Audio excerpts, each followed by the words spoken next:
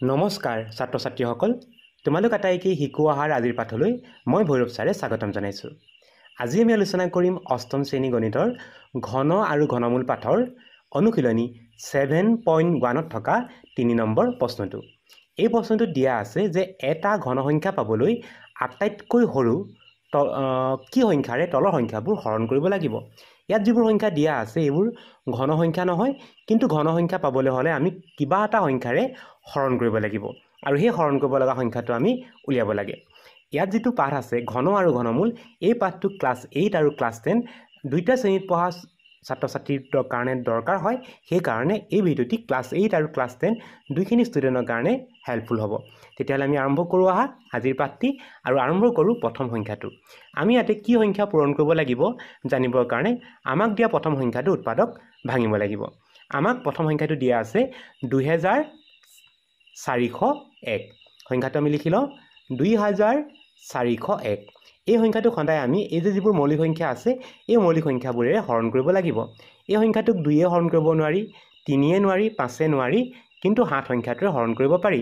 গতিকে 7ে হৰণ কৰিম। 7ে যদি হৰণ কৰা হয় 7 3 গুণ হ'ব 21। 24ৰ পৰা যদি 21টো বিয়োগ কৰি দিয়া হয়, 24ৰ পৰা 21 বিয়োগ কৰিলে থাকিব 24ৰ পৰা 21 বিয়োগ কৰিলে থাকিব 3 আৰু সেই উকলা 3 বাকী থকা 3 লগত 0 লগালে হ'ব 30। 30ক আমি 7 দিম 4 বাৰ, 7 4 গুণ হ'ব 28। 30ৰ পৰা 28 গ'লে 2 থাকিব, 2 2 21 হ'ল, 7 দিম আমি 3 বাৰ, 343 হ'ল। 343ক আকৌ 7ে হৰণ কৰিব পাৰি, যাব 49 বাৰ। এতিয়া 49ক আমি 7ে ডিভাইড কৰিব পাৰোঁ, 7 7 are 49। উৎপাদক ভঙা হৈ গ'ল। উৎপাদক ভাঙি শেষ হোৱাৰ পাছত আমি উৎপাদকবোৰ লিখি ল'ব লাগিব। 2401 ইজ ইকুৱেল 7 আছে 4টা, 1 2 3 4, 7 4টা আহিলে। এতিয়া আমাক কি সুধিছে যে কি সংখ্যাৰে হৰণ কৰিব লাগিব। ঘন যদি হ'বলৈ হয় ইয়াতে আমাৰ কি হ'ব লাগিব, উৎপাদকবোৰ সদায় 3টাকৈ থাকিব লাগিব। ইয়াতে যদি চাওঁ 1 2 3টা, এই 3টা 7ে কি কৈছে, 3টা 7ে এটা ঘনৰ সংখ্যাৰ উদাহৰণটো দি আছে যে 3টা 7 পূৰণ হৈ আছে, কিন্তু দেখিলোঁ যে এটা 7 কি হৈ আছে, অকলে আছে।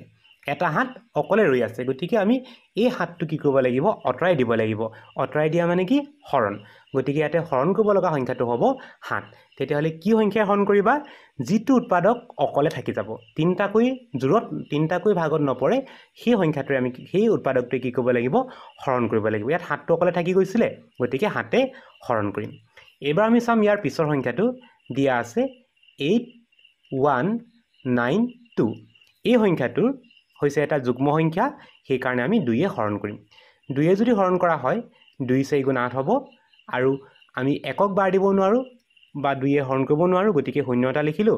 1 10 9 19 হৈ গ'ল, দিম আমি 9 বাৰ, 2 9 গুণ 18, আৰু 19ৰ পৰা 18 গ'লে 1 থাকে, 1 আৰু 2 লগ লাগি 12 হ'ল, 2 6 গুণ হ'ব 12। আকৌ এটা যুগ্ম সংখ্যা পালোঁ, আকৌ এবাৰ 2য়ে হৰণ কৰিম। 2য়ে হৰণ কৰিলে যাব 2 2 গুণ 4, 0ক 0 বাৰ, 9ক যদি দিওঁ 4 বাৰ দিব লাগিব, 2 4 গুণ 8। 2 4 গুণ যদি 8 হয়, 9ৰ 8 গ'ল থাকিল 1, 1 আৰু 6 লগ লাগি 16 হ'ল, 16ক আমি দিব লাগিব 2য়ে 8 বাৰ, 2048। আকৌ এবাৰ 2য়ে হৰণ কৰিম, তেতিয়া যাব 2 গুণ 2, 0টো তললৈ নামাই দিবা, 2 2 গুণ 4 আৰু 2 4 গুণ 8, 1024। এই সংখ্যাটো এটা যুগ্ম সংখ্যা। আকৌ এবাৰ 2য়ে হৰণ কৰিম। প্ৰথমে আমি বাৰ দিম 10ক, 10ক হৰণ কৰিম। 2য়ে 10ক 5 বাৰ দিম, 2 5 গুণ 10, 2য়ে আমি 2ক দিম এবাৰ যাব, আৰু 2য়ে 4ক দিম দুবাৰ যাব। যুগ্ম সংখ্যা পালোঁ। আকৌ এবাৰ 2য়ে হৰণ কৰিম। 2য়ে দুবাৰ দিম, 2 2 গুণ 4, তেতিয়াহ'লে 5ৰ পৰা 4 গ'লে থাকিব 1, আৰু 1 আৰু 1 1 10 11 হৈ গ'ল, 11ক 2য়ে আমি 5 বাৰ দিম, 2 5 গুণ 10 হ'ল। এতিয়া 11ৰ পৰা 10 গ'লে থাকিব 1, সেই 1 10 2 12 হ'ল, দিম আমি 6 বাৰ। 256 সংখ্যাটো এটা যুগ্ম সংখ্যা। আকৌ এবাৰ 2য়ে হৰণ কৰিম। 2 গুণ 2, 2 2 গুণ 4, 2 8 গুণ 16। 128 এটা যুগ্ম সংখ্যা। 2য়ে হৰণ কৰিম। 2 6 গুণ 12, 2 4 গুণ 8। 64ক 2য়ে হৰণ কৰিম, যাব 20, যাব 32 বাৰ, 2 3 গুণ 6, 2 2 গুণ 4। 32ক আকৌ 2য়ে হৰণ কৰিম, 2 16 গুণ 32। এতিয়া আকৌ 16 সংখ্যাটোক 2য়ে হৰণ কৰিব পাৰোঁ, 2 8 গুণ 16। 8ক 2য়ে হৰণ কৰিব পাৰি, 2 4 গুণে 8, আৰু 2ক 2য়ে যদি হৰণ কৰা হয় 2 2 গুণ 4। আমাৰ ইয়াতে উৎপাদক ভঙা হৈ গৈছে। উৎপাদক ভঙা শেষ হোৱাৰ লগে লগে আমি সংখ্যাটোৰ উৎপাদকবোৰ লিখিব লাগিব 8192 ইয়াতে কেইটা 2 আছে আমি হিচাপ কৰি চাওঁ 1 2 3 4 5 6 7 8 9 10 11 12 13টা 2 আছে মুঠতে 13টা আমি 2 13টা লিখি লওঁ 1 2 13টা লিখিব লাগিব 1 2 3 4 5 6 7 8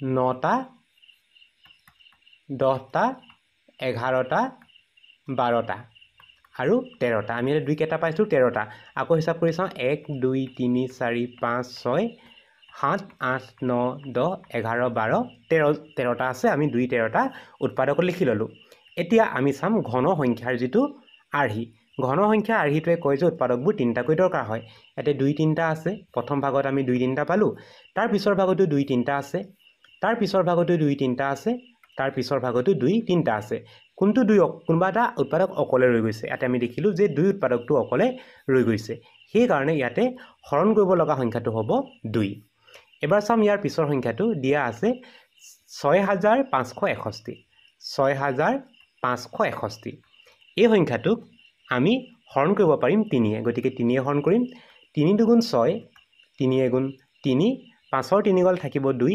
5ৰ পৰা যদি 3 বিয়োগ কৰা হয় তে 2 থাকিব 2 লগত 6 লগ লাগি হল 26 26ক 3 আমি 8 বাৰ দিম 3 8 গুণ 24 হ'ব আকৌ 26ৰ পৰা 24 টো বিয়োগ কৰিলে থাকিব 2 2 2 21 হল 7 বাৰ দিম 2187 এই সংখ্যাটোক আকৌ এবাৰ 3 বাৰ দিম 3 7 গুণ 21 3 2 গুণ 6 3 9 গুণ 27 729ক আকৌ 3 হৰণ কৰিব পাৰি 3 2 গুণ 6 3 4 গুণ 12 3 3 গুণ 9 243 3 হৰণ কৰিব পাৰি 3 8 গুণ 24 3 গুণ 3 81ক 3 হৰণ কৰিব পাৰি 3 27 গুণ 81 আকৌ 27ক 3 হৰণ কৰিব পাৰি 3 3 গুণ 3 9 গুণ 27 আৰু 9ক 3 হৰণ কৰিম 3 3 গুণ 9 এতিয়া আমি উৎপাদকবোৰ লিখি লওঁ 6561 ইয়াতে আমি দেখিলোঁ মাত্ৰ 3 উৎপাদকটো আহিছে কেইবাৰ আহিলে চাওঁ এবাৰ দুবাৰ তিনিবাৰ চাৰিবাৰ পাঁচবাৰ ছবাৰ সাতবাৰ আঠবাৰ আহিলে 3 লিখিব লাগিব 8 বাৰ এবাৰ দুবাৰ তিনিবাৰ চাৰিবাৰ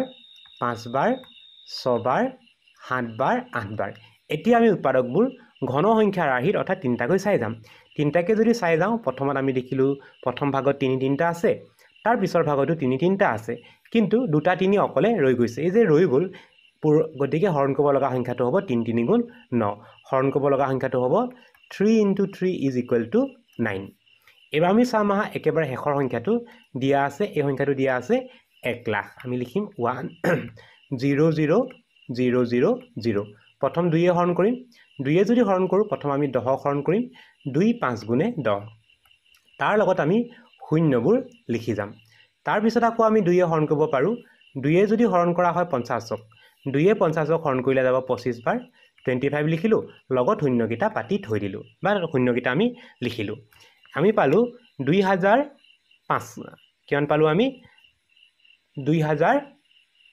আমি ইয়াতে পালোঁ 25000 পালোঁ 25000ক আকৌ 2 হৰণ কৰিব পাৰি যাব 2 গুণ 2 তাৰপিছতে চোৱা আমি 2 2ক এবাৰ দিলোঁ তাৰপিছত হৈছে 50 2 50ক কেইবাৰ দিব পাৰি 25 বাৰ দিব পাৰি 2 25 গুণ 50 হয় 2500 এতিয়া 12500ক আমি এবাৰ আকৌ এবাৰ 2 হৰণ কৰিম তেতিয়া যাব 2 6 গুণ 12 2 25 আৰু এটা আহিব 0 তাৰপিছত আকৌ আমি হৰণ কৰিব পাৰোঁ 2 হৰণ কৰিম 2 হৰণ কৰিলে 2 3 গুণ 6 2 গুণ 2 আকৌ 50ক হৰণ কৰিলে যাব 25 বাৰ এতিয়া আমি পালোঁ 3125 3125ক হৰণ কৰিব পাৰি 5 হৰণ কৰিব পাৰি 3125 আমি এই সংখ্যাটোক 3 হৰণ কৰিম 5 3 নহয় আচলতে 5 এককৰ ঘৰত 5 আছে গতিকে 5 হৰণ কৰিম 5 যদি হৰণ কৰা হয় 5 6 গুণ 30 31ৰ পৰা 30টো বিয়োগ কৰিলে থাকিব 1 1 আৰু 2 12 হৈ গ'ল 5 দিম আমি 5 দুবাৰ দিম 5 দুগুণ হ'ব 10 আৰু 5 5 গুণ 25 625ক 5 হৰণ কৰিব পাৰি যাব 1 625ক যদি 5 হৰণ কৰা হয় যাব 125 125ক যদি 5 হৰণ কৰা হয় যাব 25 বাৰ আকৌ 25ক যদি 5 হৰণ কৰা হয় যাব 5 বাৰ 5 5 গুণ 25 এতিয়া আমি উৎপাদকবোৰ লিখি ল'ম সংখ্যাটো দিয়া আছে আমাক 1 লাখ এতিয়া উৎপাদকত আমি দেখিলোঁ 2 কেইটা আহিলে 1 2 3 4 5টা 2 5টা লিখিম 1 2 3 4 5টা তাৰপিছতে 5 উৎপাদকটো আহিছে এবাৰ দুবাৰ তিনিবাৰ চাৰিবাৰ পাঁচবাৰ আমি 5 লিখিব লাগিব 5 বাৰ এবাৰ দুবাৰ তিনিবাৰ চাৰিবাৰ পাঁচবাৰ এতিয়া ঘন হ'বলৈ হ'লে উৎপাদকবোৰ তিনিটাকৈ থাকিব লাগে প্ৰথম ভাগত আমি দেখিলোঁ যে 2 3টা আছে দ্বিতীয় ভাগত দেখিলোঁ 5 উৎপাদকটো 3টা আছে কিন্তু দুটা দুটাকৈ বেছিকৈ আছে এই কাৰণে হৰণ কৰিব লগা সংখ্যাটো হ'ব 2 পূৰণ 2 আমি 2 যদি চাওঁ 2 দুটা বেছি হৈছে গতিকে 2 পূৰণ 2 5 দুটা বেছি হৈছে সেইকাৰণে আমি লিখিম 5 পূৰণ 5 যদি পূৰণ কৰা হয় তেতিয়াহ'লে উত্তৰটো হ'ব 100 গতিকে ইয়াতে হৰণ কৰিব লগা সংখ্যাটো হ'ব 100 ছাত্ৰ ছাত্ৰীসকল আজিৰ পাঠটি ইমানেই আছিল আজিৰ পাঠটি ইমানতে সামৰিছোঁ নতুন এটি পাঠৰ আলোচনাৰ সৈতে তোমালোকক পুনৰ লগ পাম বুলি আশা ৰাখিলোঁ নমস্কাৰ